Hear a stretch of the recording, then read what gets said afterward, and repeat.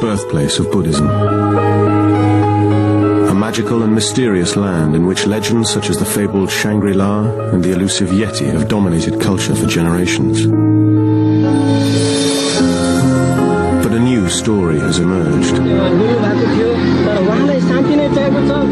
One that is being seen as a modern miracle, something only possible through the spiritual power of Buddhism. It's a phenomenon that people draw great pride and inspiration from here. Rambonjan, a 15-year-old boy, has been meditating in dense jungle without food or water for 10 months.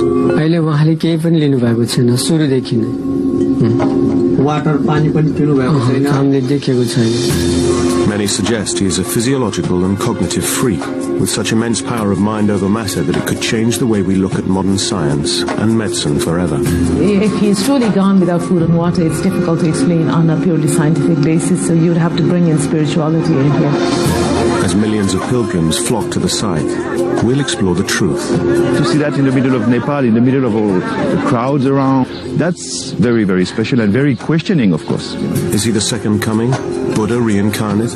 Or is this something far more sinister, an elaborate hoax in which a young boy is being starved to death before our very eyes for profit?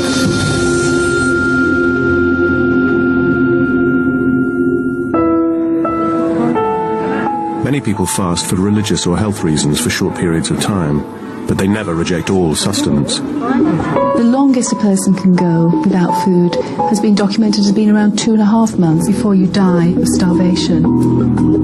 In an open environment, breathing normally with warm air surrounding you without any fluid at all, you would last between 4, perhaps 5 days. Rambonjan has not eaten and, more importantly, not drunk anything for 10 months.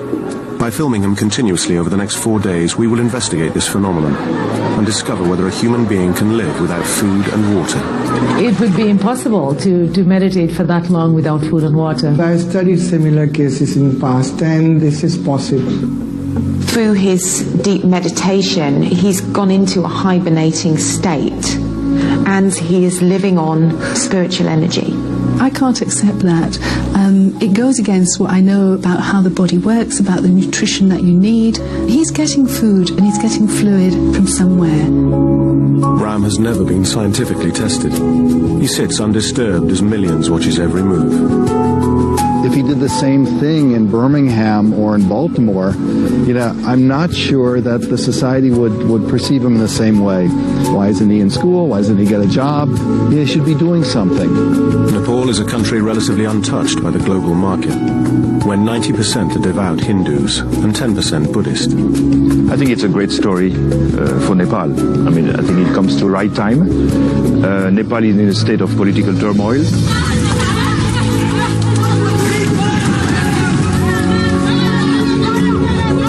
So I think it's very interesting that all of a sudden there is this birth of a myth in front of our eyes, just starting.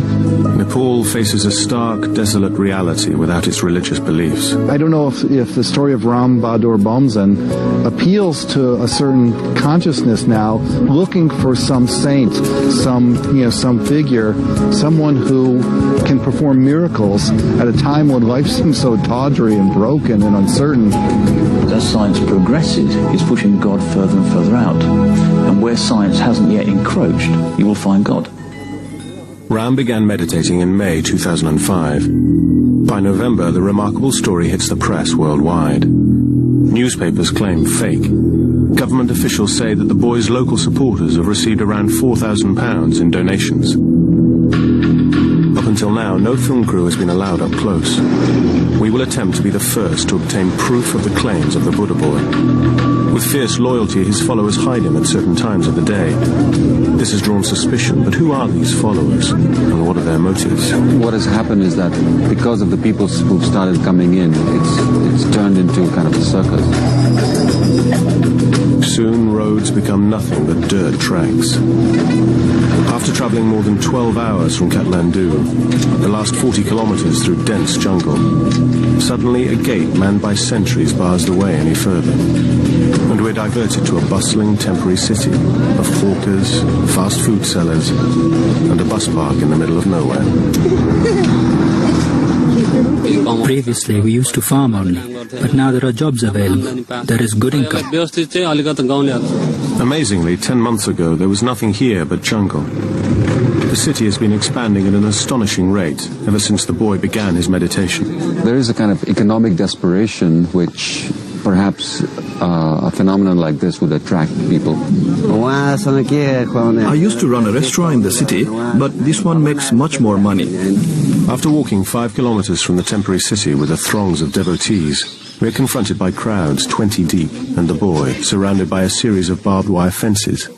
We have to fight our way through just to get a glimpse from the 50-meter fence.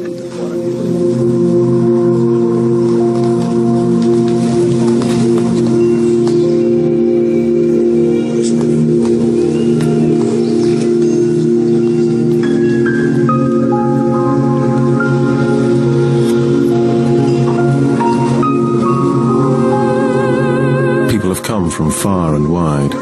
Many have walked for days. Some give offerings, others pray, or give donations. We need to get closer than the fence is allowing us, and soon realize that Ram's eldest brother is running the site.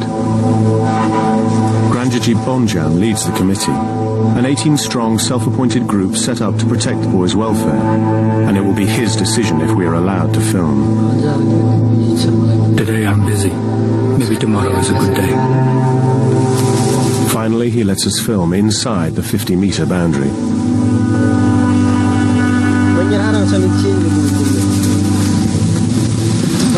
Unfortunately, just as we reach a second fence at a distance of 25 meters from the boy, we're stopped from going any further.